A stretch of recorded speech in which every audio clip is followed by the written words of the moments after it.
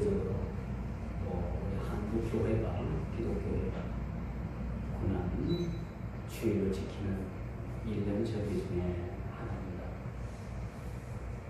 이제 고난주가 나면은 어떤 해는 참 날이 추웠어요.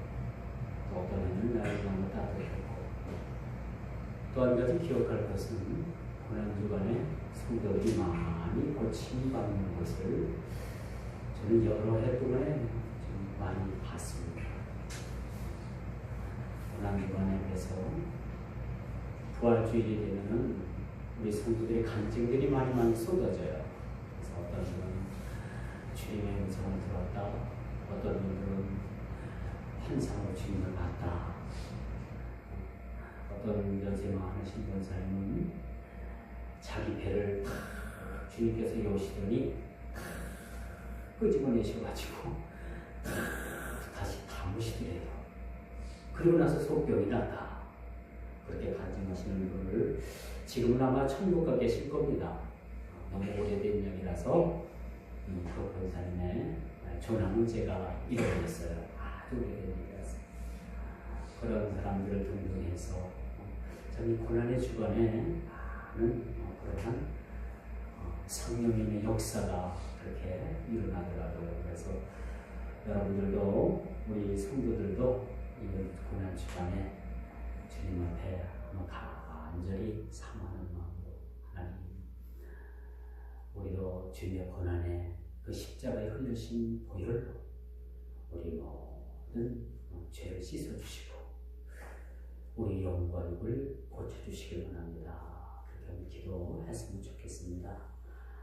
예수님께서는요, 십자가를 지실 그 날에 유대인들에게는 가장 큰 민족의 명절이 있다는 사실을 우리는 알게 됩니다. 유대인들의 명절, 즉 유월절을 지키기 위해서 예루살렘으로 270만이라는 그러한 유대인들이 운집하게 됩니다. 말이 그렇지 270만 하면 여러분 대단한 겁니다. 270만을 담아낼 만한 그러한 장소가 우리나라도 거의 없죠. 예전에는 여의도가 개발되기 전에는 여의도 땅에 큰 도로가 나 있었고요. 큰 광장이 있었어요. 그리고 그 국가적인 행사를 거의 다 거기서 치렀습니다. 국군의 날이 되면은 여의도 광장에서 그 국군의 날 파레이드를 하고, 또 1970년대에는 빌리그레엄 목사님을 모시고 한국에 대부흥회를 열었죠. 거기에 그 기점으로 인해서 한국 교회가 굉장한 폭발적인 부흥이 사실은 이루어졌습니다. 또 외국인 그 목사님 강사를 모시고 거의 뭐 10여치를 갖다가 계속 집회를 했습니다. 거기서 굉장히 그 한국 교회가 아주 부흥이 되는 기초를 마련했다라고 우리가 볼 수가 있겠죠. 그것이 여의도 광장이었습니다. 그 유대 예루살렘을 향해서 270만 명이 운집한다는 것은 대단한. 중국은 여러분 뭐 무슨 춘절인가 뭘 지키기 위해서 자기 고향에 가기 위해서 뭐 15일을 간다고 하잖아요. 2주를 더 간대요. 기차를 타고 버스를 타고 배를 타고. 그 명절을 가족과 함께 지내기 위해서 2주가 넘게 그 시간들을 투자해라. 중국 사람들도 대단한 거죠. 우리나라 사람도 뭐 만만치 않죠. 민족 대이동인 명절이 되면 고속도로가 막히고 여기저기가 막 막히고 그렇죠. 오늘 유월절을 지키기 위해서 예루살렘에 거의 270만 명이라는 그런 숫자가 모였다는 사실입니다. 그런데 여기서 그 명절을 지키기 위해서 그 유대 백성들이 모인 반면에 여기 한 사람 예루살렘을 향해서 어린 나귀를 타시고 예루살렘으로 입상하시는 한 유대 청년을 우리가 발견하는 거죠. 그분이 누구시냐? 바로 예수 그리스도십니다. 많은 많은 사람들은 명절을 즐기기 위해서 6월절 명절을 지키기 위해서 그 국가적인 명절을 지키기 위해서 그렇게 많은 사람들이 환희와 그런 마음의 들뜸과 여러 가지 기쁨으로 예루살렘에 운집을 했지만은 여기 한 청년, 하나님의 아들이라고 하는 그 청년, 그 예수 그리스도께서 예루살렘에 입성을 하시는데 어린 나귀를 타시고 그는 죽으시러 예루살렘으로 들어오시게 되었다는 사실. 참 역사적인 아이러니죠. 200만 명이 넘는 그런 군중이 운집한 가운데 여기 한 사람, 아무도 알아주지 않던 이 사람, 어떻게 보면 유대인들은 이 청년을 죽일까 모의하던 그 사람, 하늘의 왕으로 이 땅에 오신, 하늘의 왕의 자리를 버리시고 이 땅에 오신 그 예수 그리스도, 그분이 예루살렘에 들어오셨다는 겁니다. 온 인류의 죄를 담당하기 위해서 예수 그리스도께서 그곳에 입성하셨다라고 성경은 그렇게 말하죠. 백성들은 축제를 즐기기 위해서 예루살렘에 입성을 하러 모였지만 예수님께서는 그 십자가에 못 박혀 죽으시기 위해서 예루살렘을 향해서 들어오셨다는 겁니다. 여기서 우리가 예수님의 마음이 어떠나 하셨겠는가? 예수님의 마음이 어떠셨겠는가? 이사야 선지자는 이렇게 표현을 합니다. 그가 곤욕을 당하여 괴로울 때에도 그 입을 열지 아니하였으며 마치 도수장으로 끌려가는 어린 양과 털 깎는 자 앞에 잠잠한 양 같고 그 입을 열지 아니하였도다라고 이사야서 53장 7절에 그렇게 예수님의 모습을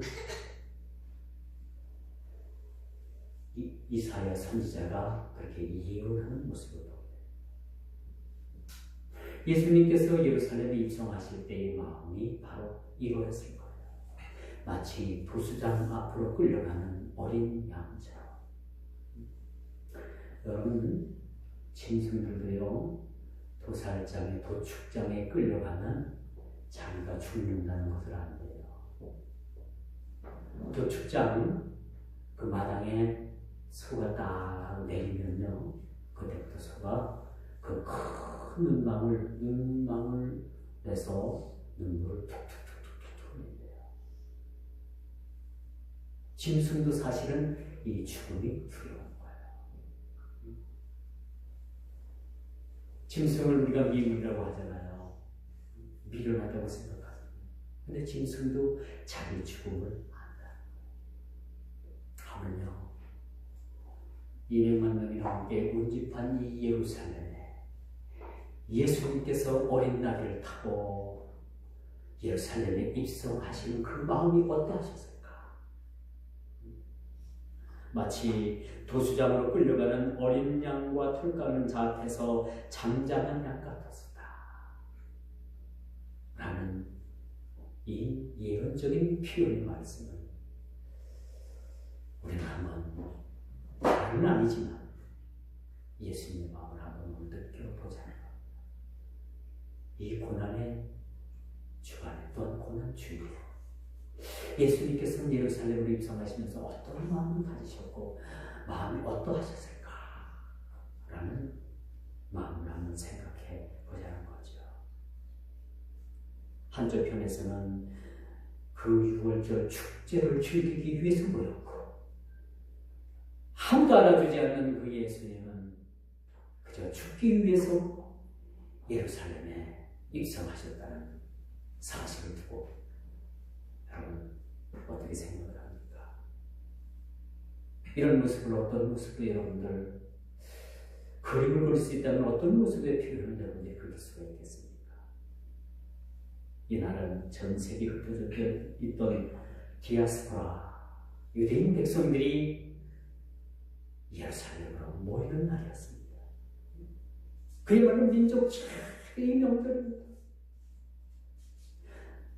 당시 이 유월절을 지키기 위해서 성전에는 어린 양 약 25만 마리가 죽었대요. 희생 양으로 바쳐졌다. 25만 마리가 유월절 어린 양으로 그 성전에서 죽임을 당하고 갑이 떠져서 제사로 불사르졌다는 얘기죠. 그리고 또 유대 땅에 모여든 그런 디아스포라 백성들은 약 270만 명이 넘었고, 그 중에 예수님께서 지실 십자가의 죽음과 예수님께로서는 얼마나 이 일이 두렵고 힘든 일이었는가라는 것을 우리는 짐작하게 합니다. 예수님께서 그 번잡한 곳에 공개적으로 들어가게 되면 예수님께서는 곧 체포될 수도 있는 상황이었지만, 그래도 예수님께서는 예루살렘으로 들어가는 것을 결정하고 어린 나귀를 타시고 예루살렘으로 들어가게 됐던 겁니다. 예수님께서는 예루살렘에 입성하신 것은 충동적인 그런 영웅심리가 아니라 이사야 선지자의 예언대로 그는 마치 도수장으로 끌려가는 어린 양처럼 그렇게 참으로 잠잠한 양같이 그 입을 열지 아니하였다라고 이렇게 말씀합니다. 참된 용기는 여러분 순간적인 용기가 아니고 오랜 고심 끝에 나오는 것이 용기입니다. 예수님께서 비록 예루살렘으로 십자가를 지기 위해서 죽으시러 가셨지만은 그 일을 결단하기까지 순간적으로 결단한 것이 아니라 오랜 동안 성부 하나님과 교제하고 또 상의하고 여러 가지 그런 시간을 보내면서 결정했던 일이라는 것이죠. 하나님의 뜻에 순종하기 위해서 죽음을 앞둔 예수님의 심적 상태를 오늘 우리는 살펴볼 수가 있어요. 마치 도수장으로 끌려가는 어린 양과 같았다. 예수님께서도 벌벌 떨고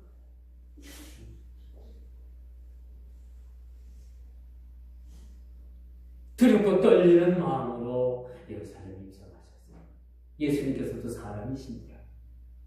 사람의 몸을 가지신 분이시라 그분도 죽음이 사실은 두려웠던 겁니다. 두려운 마음을 어찌할 수가 없었던 거예요.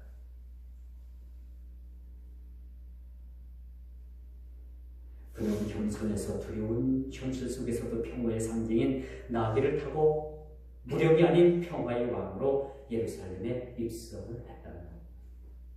어린 나귀를 탔다는 것은 여러분 어떤 뜻이 있습니까? 나귀는 평화의 상징. 이스라엘 사람들은요, 평화를 누릴 때는 나귀를 탔고 전쟁을 치를 때는 말을 탔다고 해요. 어린 나귀를 탔다라는 것은 예수님께서 아주 겸손함의 극치를 보여주심과 더불어서 그는 무력으로 얼마든지 그 유대의 그 하나님을 반대하는 세력들, 그 세력들을 제거할 수도 있었지만 예수님께서는 무력을 동원하지 않으셨습니다.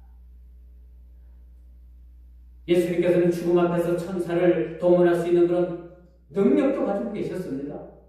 그럼에도 불구하고 그는 어떤 무력도 사용하시지 아니하시고 평화의 상징인 나귀를 타고 예루살렘에 입성하셨다.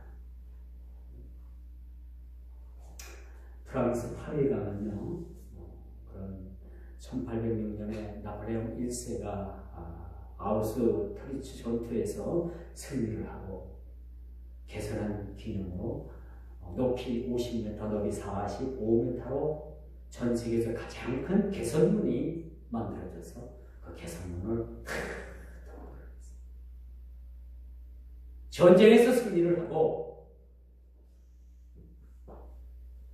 왕 앞에 나가기 위해서 그 개선장군의 행렬처럼 예수님께서는 얼마든지 그렇게 하실 수 있는 능력이 있으셨고 모든 사람이 다 알고 270만이라는 그런 군중들이 예수님을 환영하고 모시고 열성적으로 예수님을 환영할 수 있는 자리를 예수님께서는 만드실 수도 있었던 분이십니다.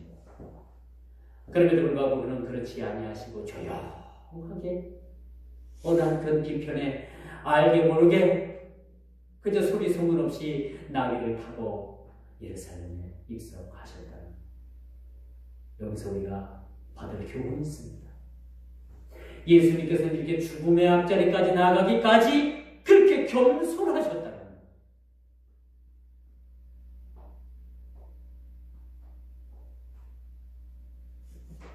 사형수들이 사형을 받기 전에 이제 자기 이름을 부르잖아요. 번호를 부르면 딴 때보다도 그 부르는 수어 그 무슨 번호입니까?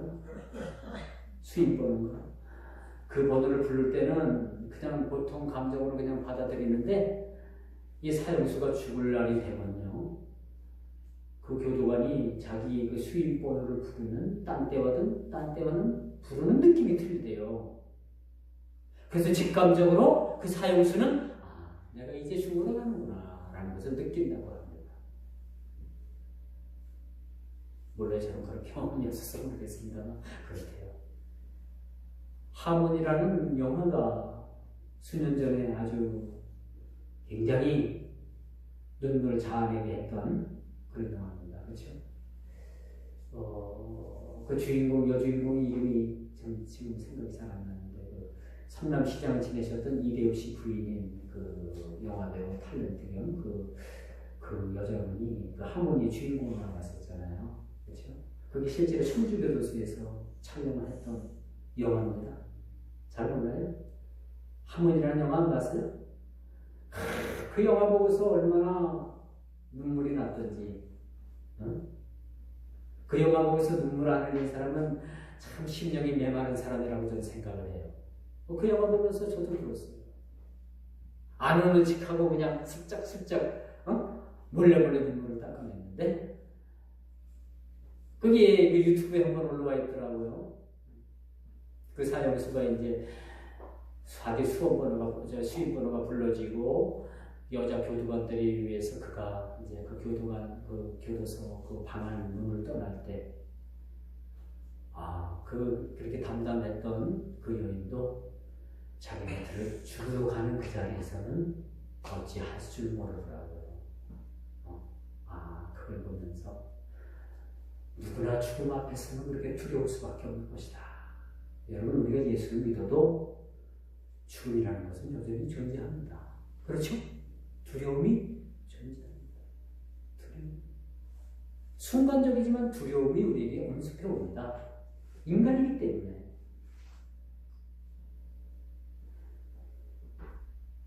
오늘 예수님이라고 죽음 앞에서 담대하고 태연한 마음을 가졌겠어요? 아니에요. 예수님께서도 두렵고 떨리는 마음으로 사실은 죽음 앞에 직면하게 되었다는 사실.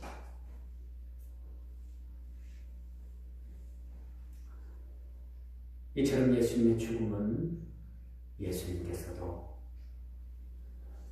너무 이 죽음이 혹독했기 때문에 성부 하나님께 그렇게 기도하잖아요. 나의 하나님, 나의 하나님, 가능하면, 될 수 있으면, 할 수만 있으시면은 이 고난의 잔을 내게서 지나가게 하옵소서. 그렇게 기도합니다. 근데 예수님께서 바로 정신을 차리시고 어떻게 또 기도하시냐면, 나의 하나님, 나의 원대로 마옵시고 아버지 하나님의 뜻대로 하옵소서. 그런 또 기도를 드려요. 이게 예수님의 그 심령을 아주 교차적으로 그렇게 표현해 준 말이라고 볼 수가 있습니다. 예수님께서도 두렵고 떨리는 거예요. 가능하면 이 고난의 자를 내게서 멀리 하시고 그냥 지나갔으면 좋겠나이다 라고 예수님께서도 그렇게 성부하는 게 기도한 모습을 보여요. 예수님께서도 얼마든지 무력을 동원하실 수 있었던 분이셔요. 어린 나귀를 타신 것은 많은 사람들은 힘의 논리가 평화를 가져다 준다고 하지만은 그 모습을 증명하기 위해서 어린 나귀를 탄 겁니다. 여러분, 세상의 평화는 힘의 논리에 의해서 지배되고 힘이 있으면 평화가 여러분 보존된다고 생각을 하지만은 예수님께서는 그의 반대로 생각을 하셨던 거예요. 힘이 있어서 평화가 유지가 되는 것이 아니라, 무력으로 평화가 유지되는 것이 아니라, 세상은 하나님 나라가 임할 때에 평화가 오게 된다는 사실이죠. 그래서 예수님께서는 그 무력을 향해서 평화 시위를 한 거예요. 무슨 말씀인지 알겠습니까? 그 평화 시위를 하는 상징적인 동물이 바로 어린 나귀였습니다. 그것도 어미 나귀를 탔으면 나귀는 그 사람들을 잘 태워봤기 때문에 얼마나 능수능란하게 잘 가겠어요. 응? 골목길을 여기 빠져나가고 저기 빠져나가고 뭐 얼마나 잘 빠져나가겠어요. 그런데 어린 나귀, 사람을 한 번도 태워보지 아니한 어린 나귀를 예수님께서 타셨다는 것은 그 어린 나귀가 너무나 서투른 거예요. 이게 뭐냐? 이렇게 서투른 어린 나귀를 탔다라는 것은 세상에 무력으로 인해서 평화가 오는 것이 아니라 가장 낮고 낮은 가장 순수한 이 어린 나귀로 표현되는 이 평화의 상징, 이 어린 나귀를 탔다라는 사실에 대해서 예수님께서는 세상을 향해서 무력에 의해서 평화가 오는 것이 아니라 이렇게 가장 여리고 가장 평화적인 방법으로 평화를 너희들이 누릴 수 있다는 것을 우리에게 증명해 보여주고 있는 것입니다. 평화의 힘이 무력의 힘보다 크다라는 것을 예수님께서는 증명해 주셨습니다. 참된 평화는 무력보다 사랑과 용서를 구할 때 주어지는 것이라는 것을 우리는 이 시간에 깨닫게 됩니다. 예수님은 사람을 배척하는 일보다 껴안고 보듬어주고 또 함께하는 것을 우리에게 가르쳐 주셨습니다. 말미암아 불의한 자를 배척한 십자가가 아니다. 여러분, 이 십자가는요, 의롭게 사는 사람을 품어준 십자가가 아니라, 잘 들어보세요, 불의하고 죄 많은 죄인들을 품어주기 위해서 그 십자가를 지셨다는 사실 아십니까? 십자가는 의로운 사람을 품기 위해서 그 십자가를 예수님께서 지신 게 아니에요. 죄 많고 불의한 자들을 많은 사람들이 배척하고 손가락질하고 그렇게 정죄당하는 사람을 위해서 예수님께서 십자가를 지시고 부으셨다는 사실을 여러분이 고난의 주간에 다시 한번 깨달으시기를 주 이름으로 축원드리겠습니다. 그 불의를 용서와 간용으로 포용하기 위한 십자가를 예수님께서 지셨다는 거죠. 그러므로 빛된 삶을 살라는 말은 어둠에 있는 자들을 맞살하고 쫓아내고 죽이고 없이 하고 짓밟으라는 것이 아니라, 빛된 삶을 살라는 것은 어둠에서 허덕이고 어둠에서 방황하고 죽을 수밖에 없는 그 죄인들을 그 빛으로 품으라는 그런 주님의 명령입니다. 이해하시겠습니까? 이해하시겠어요? 이게 우리가 빛으로 세상을 사는 거고, 이게 주님의 십자가입니다.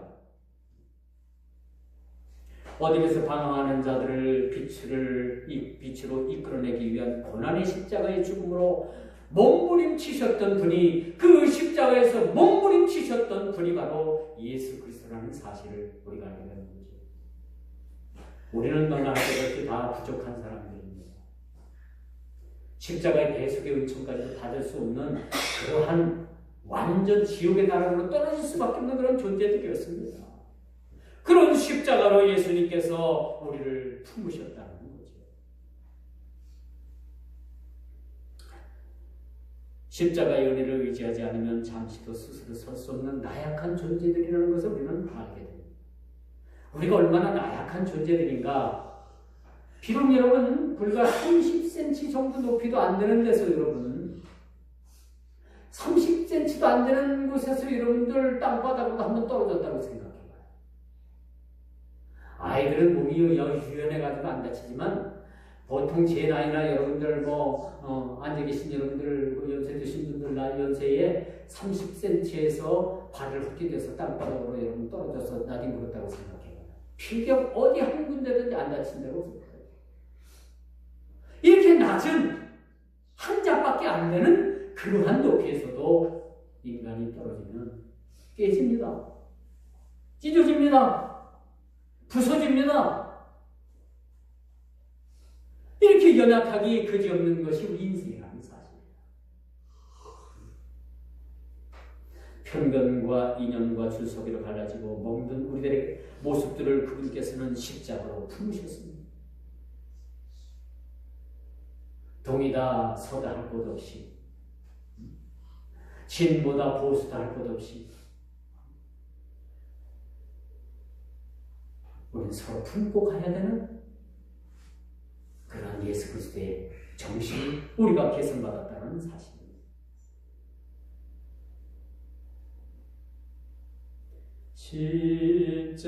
십자가로 가까이 나를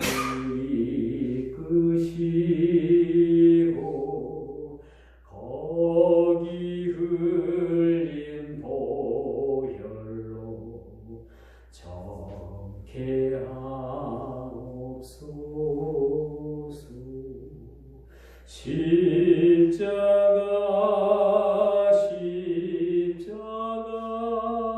무한 영광일세.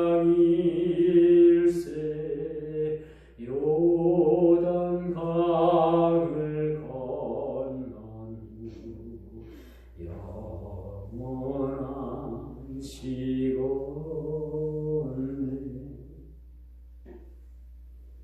날마다 십자가 그 밑을 향해서 우리는 나아가야 합니다. 주님과 우리의 여러분과 제가 만날 것은 골고다의 그 십자가 언덕에 그 십자가 밑에서 오늘도 흘려주시는 보혈의 은혜를 통해서 우리가 주님을 만나야 된다는 것입니다. 무력은 마음의 생명을 불어넣지 못합니다. 그러나 나귀를 타고 겸손하게 예루살렘으로 입성하신 예수님의 모습을 통해서, 그 예수님을 통해서 세상의 평화가 깃든다는 사실을 우리가 알게 되는 겁니다. 예수님의 탄생하심은 하늘에는 영광이요 땅에는 그 이름을 믿는 자들의 평화라라고 그렇게 선언했던 사실을 우리는 기억하고 계실 것입니다. 무력이 평화를 주고 힘을 정의로 여기고 평화의 비전을 외면한 유대인들은 평화의 왕으로 오신 예수님을 결정적으로 십자가에 못 박았다. 이게 웬일입니까? 웬 말입니까? 웬일입니까? 이것이 평화의 왕으로 오신 그 예수 그리스도를 그들은 예수님을 잡아서 십자가에 못 박았다는 거예요. 이게 역사적인 아이러니입니다. 하나님께서 오실 때 그 구속 경륜을 이루시기 위해서 우리 주님께서는 십자가에 하나님의 뜻대로 못 박혀 죽으셨지만 이 예수님을 잡아 죽인 그 유대인 무리들은 메시아로 알아보지 못하고 그 메시아를 십자가에 못 박아 죽였다는 그 미련함에 빠졌다는 사실입니다.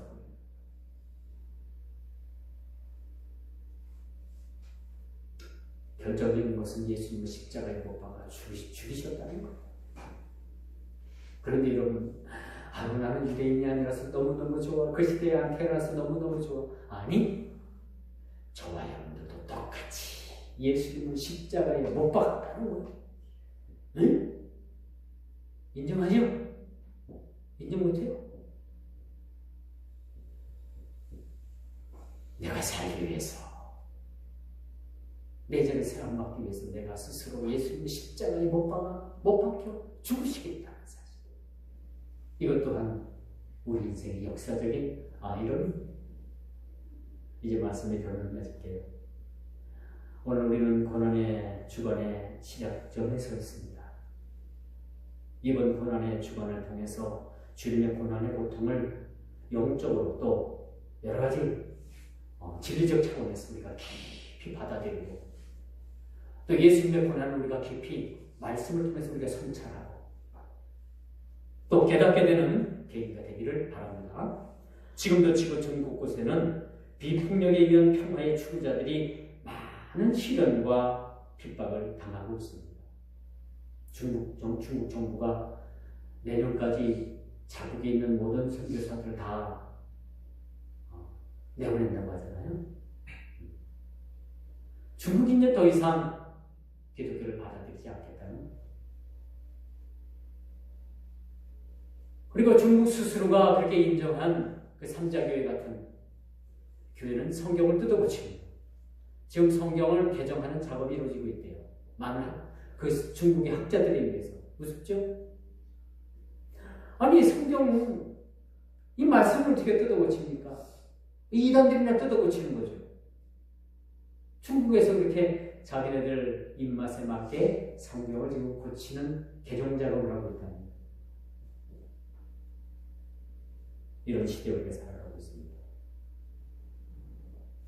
사람들은 평화로운 나귀가 아닌 세상의 힘의 논리로 살아가는 사람들에 대해서 십자가의 은혜는 그들에게 있어서 그들을 변화시키는데 충분한 그러한 깨달음이 된다는 사실들을 우리가 믿고 끝까지 우리가 고난의 십자가, 영광의 십자가, 부활의 십자가, 그 십자가 붙들고 승리하는 저와 여러분 모두가 되기를 주님의 이름으로 축복하면서 말씀을 맺도록 하겠습니다. 기도합니다.